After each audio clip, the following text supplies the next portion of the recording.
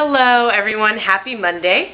I wanted to make a video this week about something I'm sure I've talked about before in the last several years in other videos, but it's been really resonating with me lately, and I wanted to just shout it out as a reminder.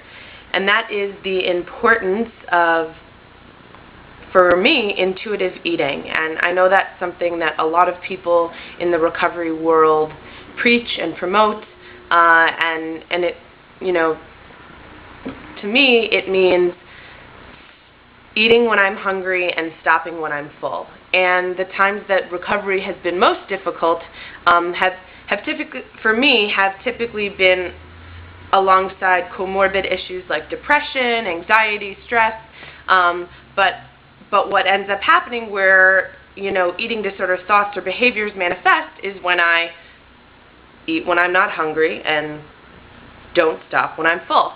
And I know that's something that people that have never experienced eating disorders have.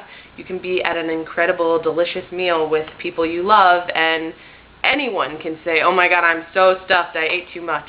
But for people that are susceptible to eating disorder behavior or in recovery from that, it's really important to keep tabs on that.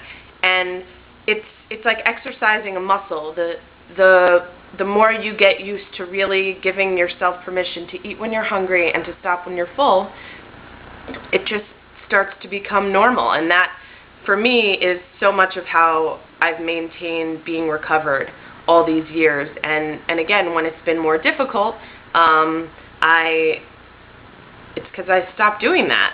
And again, there were so many other issues going on, like I said, the comorbid issues of depression, but you know, the last few months I've really noticed myself as I've been able to step away from the depression I was in and out of for quite a while, that it's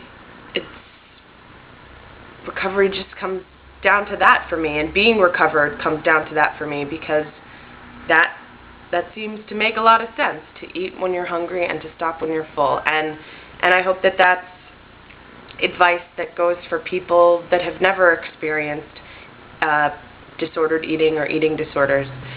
And another thing with that is just also I've been reminded lately of the importance of, for me at least, and I suspect this transcends for other people too, but the importance of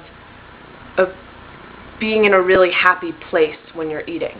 If you're alone, then making sure that you're not miserably alone, but rather you just happen to be alone. I eat at restaurants alone, I eat at home alone, but then when I'm with people I care about, when I'm enjoying happy conversation, I don't fixate on what I'm eating and whatever.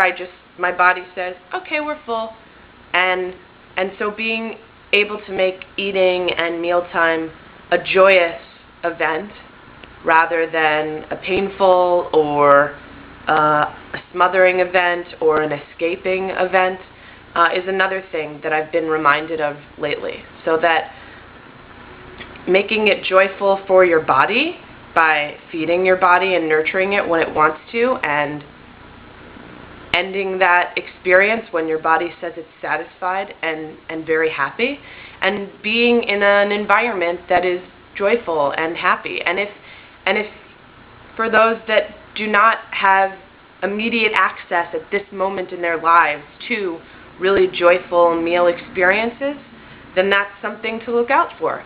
Does that mean, you know, paying attention to the people that make you happy when you're with them at mealtime and looking into spending more meal times with them? Does that mean that if you spend a lot of meals alone, making sure that you figure out ways environmentally that invigorate you and keep you happy and feel nurturing when you're eating and at mealtime?